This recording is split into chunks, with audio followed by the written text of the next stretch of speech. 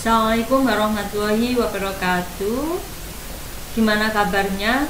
Untuk pertemuan kedua materi praktikum akuntansi perusahaan jasa, di sini nanti saya akan membahas yaitu KD 3.3 menerapkan posting jurnal umum ke dalam buku besar untuk perusahaan jasa, 4.3 melakukan posting jurnal umum ke dalam buku besar untuk perusahaan jasa. Nah, setelah kalian memahami KD 3.3 ini nanti, kalian akan mampu mengklasifikasikan daftar akun dalam buku besar dengan tepat. Kalian dapat memposting jurnal umum dengan tepat dan teliti. Kalian dapat membuat neraca saldo dengan tepat dan teliti. Nah, untuk materinya, yang dimaksud buku besar adalah berisi kumpulan akun yang menggambarkan semua perubahan yang terjadi di setiap akun yang digunakan untuk mencatat secara terpisah aktiva, kewajiban, dan ekuitas. Jadi di buku besar ini nanti akun-akun akan dipisah. Jadi satu akun akan disiapkan satu buku besar. Jadi misalkan di perusahaan ada 10 akun, maka kita juga harus menyiapkan 10 buku besar. Selanjutnya, format buku besar yang pertama yaitu bentuk T. Seperti namanya, huruf T, di sebelah debit, sebelah kiri ada debit, sebelah kanan ada kredit. Jadi nanti akun yang ada di debit kita tulis sebelah kiri, akun yang ada di kredit kita tulis sebelah kanan. Yang kedua, bentuk sekontro. Yang dimaksud bentuk sekontro ini, baik kolom debit atau kredit, ini masing-masing ada tanggal, keterangan, dan ref. Untuk yang ketiga, yaitu bentuk stafel saldo tunggal. Dan yang keempat, bentuk stafel saldo rangkap. Bedanya kalau di saldo tunggal, di sini nanti ada saldo, baik saldonya debit dan kredit ditulis menjadi satu. Kalau untuk stafel saldo rangkap dipisahkan. Kalau misalkan ini nanti saldonya debit ditulis kolom di saldo debit, kalau misalkan saldo kredit maka nanti ditulis di kolomnya saldo kredit. Nah, kita pahami video berikut ini.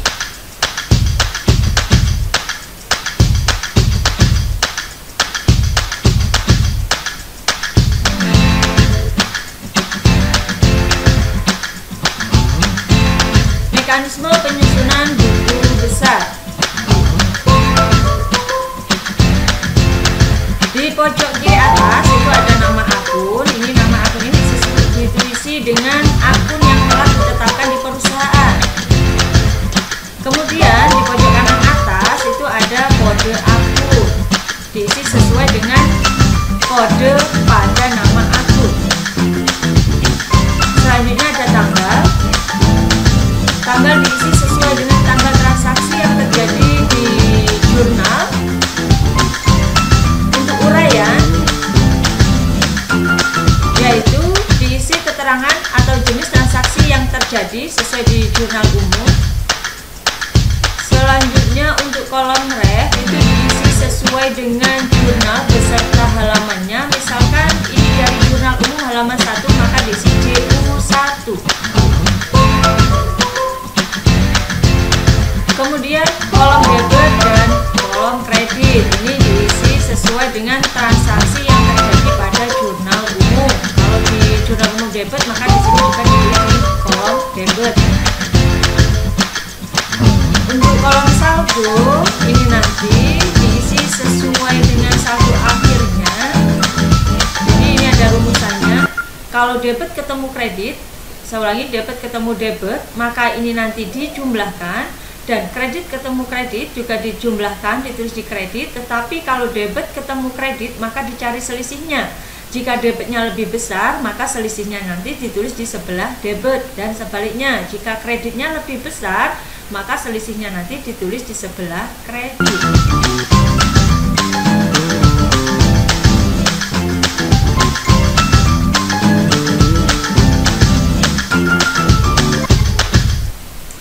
Nah, berikut ada contoh, saya jelaskan lebih detail.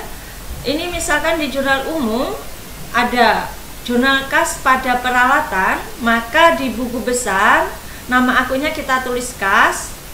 Kemudian nomor akunnya kita isi sesuai di jurnal umum, yaitu 111. Selanjutnya tanggalnya diisi sesuai dengan tanggal yang ada di jurnal umum. Keterangan kita isi sesuai keterangan yang dari jurnal umum. Untuk ref diisi diperolehnya dari mana, yaitu di sini diperoleh dari jurnal umum, disingkat JU, dan di jurnal umum ini halaman 1, maka JU halaman 1. Untuk kas posisinya di debit, maka di buku besar juga ditulis di sebelah debit, maka saldonya juga ditulis sebelah debit. Dan untuk buku besar yang kedua dari jurnal umum itu peralatan di posisi sebelah kredit, maka kita tulis dulu nama akunnya adalah peralatan, kode akunnya 113, kemudian keterangannya penjualan peralatan diperoleh dari jurnal umum halaman 1, angkanya di sebelah kredit, maka saldonya juga kita tulis sebelah kredit. Nah, inilah sistematika cara penulisan jurnal posting buku besar dari jurnal umum.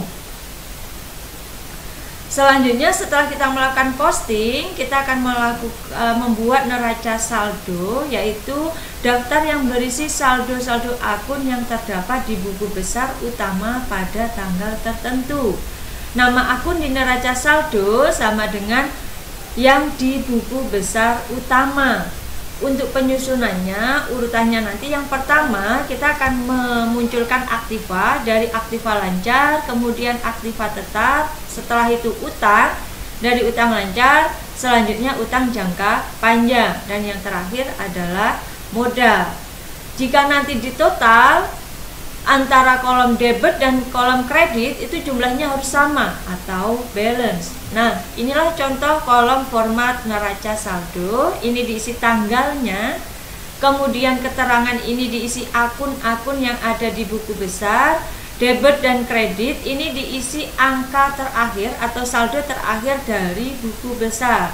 Setelah itu nanti di total, maka total debit dan total kredit itu harus sama. Oke, itu materi tentang buku besar. Untuk berikutnya akan langsung saya jelaskan juga mengenai 3.4 menganalisis transaksi penyesuaian untuk perusahaan jasa. 4.4 melakukan pencatatan transaksi penyesuaian untuk perusahaan jasa. Setelah mempelajari materi ini nanti diharapkan kalian akan mampu menguraikan prosedur penyusunan penyesuaian untuk perusahaan jasa secara tepat dan mandiri. Kalian akan mampu menilai transaksi-transaksi penyesuaian untuk perusahaan jasa dengan tepat. Kalian akan mampu membuat jurnal penyesuaian dengan teliti. Nah, di tahap penyusunan laporan keuangan, kita akan membuat yang pertama membuat neraca saldo. Ingat, neraca saldo ini pertama diperoleh dari posting buku besar, kemudian kita rangkum menjadi satu, yaitu neraca saldo. Dari neraca saldo kita akan mencatat jurnal penyesuaian. Dari jurnal penyesuaian itu kita posting lagi ke dalam buku besar. Selanjutnya membuat neraca saldo setelah jurnal penyesuaian. Kemudian akan kita buat laporan keuangan. Dari laporan keuangan akan kita buat pencatatan jurnal penutup. Dan yang terakhir adalah menyusun neraca saldo setelah penutup. Nah, jadi untuk materi kali ini, setelah kita tadi membuat neraca saldo, kita akan membuat jurnal penyesuaian. Oke, perhatikan video berikut ini.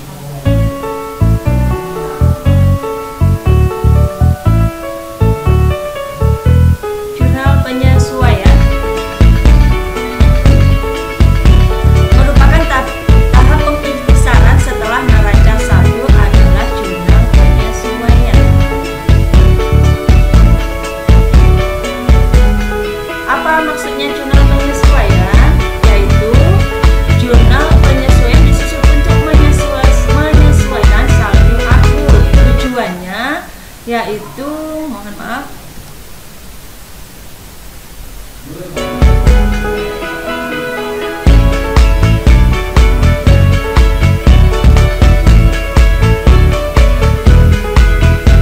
tujuannya yaitu untuk menyesuaikan memisahkan akun real dan akun nominal. Ingat, akun real itu ada harta, utang, dan modal, sedangkan akun nominal itu ada pendapatan dan beban. Jadi di sini untuk memisahkan mana akun real dan akun nominal.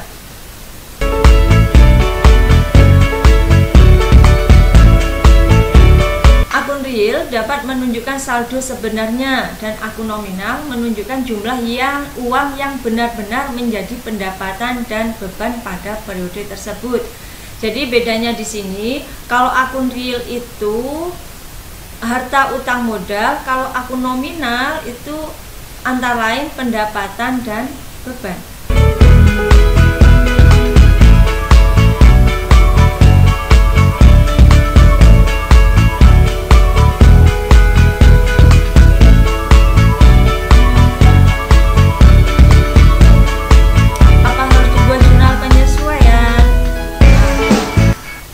Pencatatan akuntansi berbasis kas tidak perlu dibuat jurnal penyesuaian. Maksudnya berbasis kas ini berarti dia menggunakan akun real.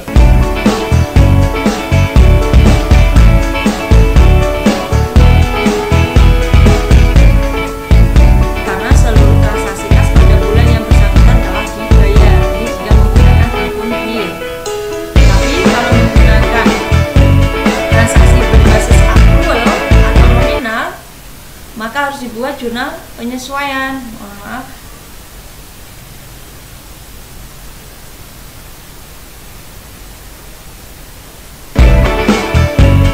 Berbasis akrual perlu dibuat jurnal penyesuaian.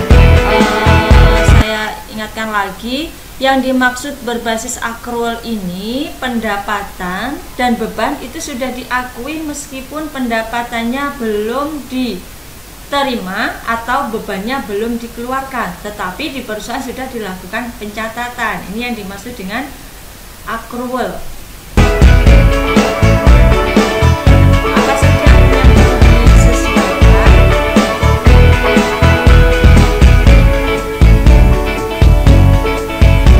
Beban dibayar di muka, pendapatan diterima di muka, piutang pendapatan, beban yang masih harus dibayar, penyusutan aktiva, dan pemakaian perlengkapan. Mari kita bahas satu.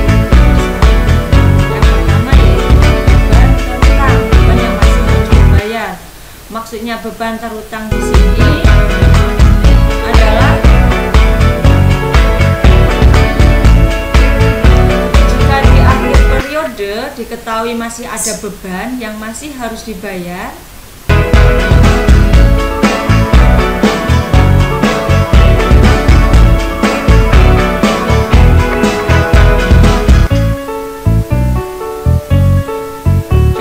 gaji karyawan pada bulan Desember 2010 baru akan dibayar tanggal 2 Januari 2011 sebesar 6.500.000. Di sini kita sudah memperoleh manfaat tenaga karyawan, tetapi kita belum membayarnya. Maka karena kita belum membayarnya dan kita sudah memperoleh manfaat dari jasa karyawan, kita akui sebagai beban gaji, tetapi belum dibayar sehingga nanti kita mempunyai utang. Maka jurnal penyesuaiannya adalah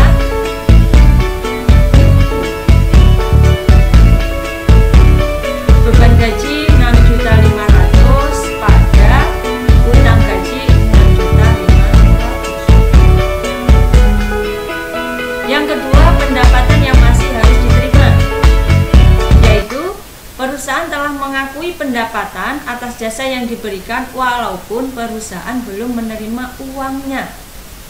Jadi misalkan kita menerima jasa servis, sudah kita kerjakan semua, tetapi pihak pelanggan belum membayar kita. Kita sudah akui pendapatan meskipun uangnya belum kita terima.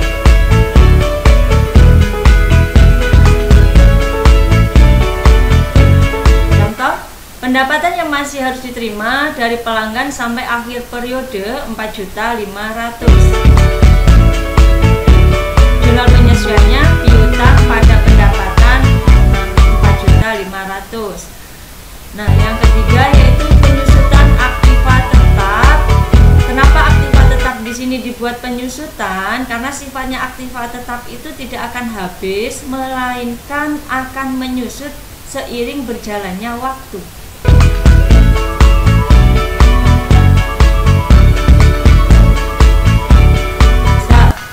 Penyusutan kendaraan per tahun ditetapkan 10% dari harga perolehan, yaitu 150 juta. Kalau 10%-nya berarti 15 juta. Maka kendaraan ini per tahunnya menyusut sebesar 15 juta. Sehingga jurnalnya adalah beban penyusutan 15 juta pada akumulasi penyusutan 15 juta. Yang keempat adalah beban dibayar di muka. Terdapat dua metode pencatatan, yaitu metode aset dan metode beban.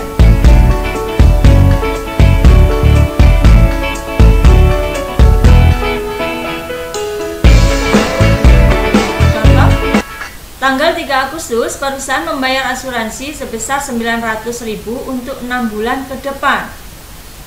Jadi dibayar di muka 900.000 untuk 6 bulan. Ini ada dua catatan, yang di sebelah kiri metode data, sebelah kanan metode beban. Mohon maaf.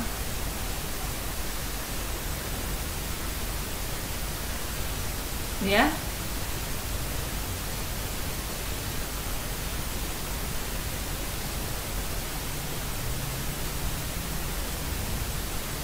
Jadi ini untuk metode harta, asuransi dibayar di muka pada kas. Kalau metode beban asuransi pada kas. Ini pada saat menerima uang. Dan seiringnya waktu di akhir periode ketika laporan, misalkan ini sudah terpakai 5 bulan, maka bebannya bertambah, asuransi dibayar di mukanya berkurang di sebelah kredit. 900.000 untuk 6 bulan berarti 1 bulannya adalah 150.000. Kalau sudah terpakai 5 bulan maka 750.000. Dan untuk metode beban ini adalah yang dimaksud metode beban ini belum terpakai. Kalau sudah terpakai 5 bulan berarti tersisa 1 bulan. Tetapi di sini dicontohkan misalkan masih tersisa 2 bulan, maka 2 bulannya dari 150.000 sama dengan 300.000, sehingga jurnalnya itu tinggal dibalik. Kalau sudah terpakai bebannya di debit, kalau belum terpakai bebannya di sebelah kredit.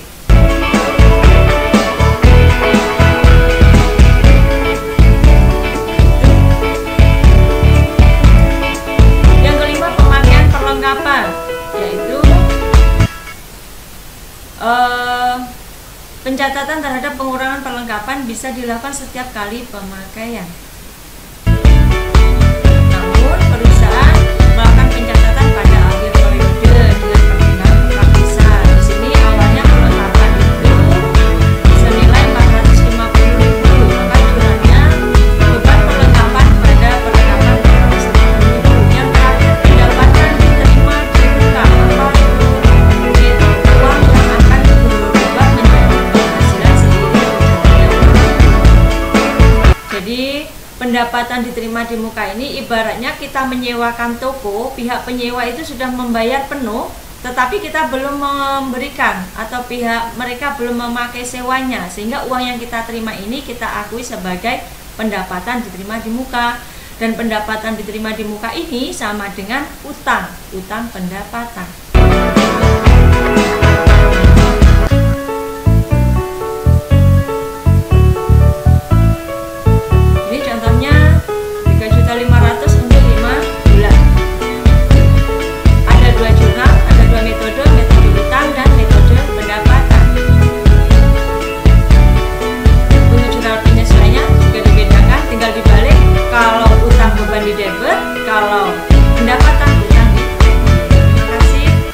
Jadi jurnal penyesuaian setelah kita susun nanti akan kita masukkan ke dalam neraca lajur dengan tujuan kita akan menyusun neraca saldo setelah disesuaikan. Baru kemudian nanti kita akan menyusun laporan keuangan. Terima kasih untuk pertemuan ini kita membahas buku besar dan jurnal penyesuaian. Semoga bermanfaat. Kalau belum paham bisa ditanyakan. Saya akhiri. Assalamualaikum warahmatullahi wabarakatuh.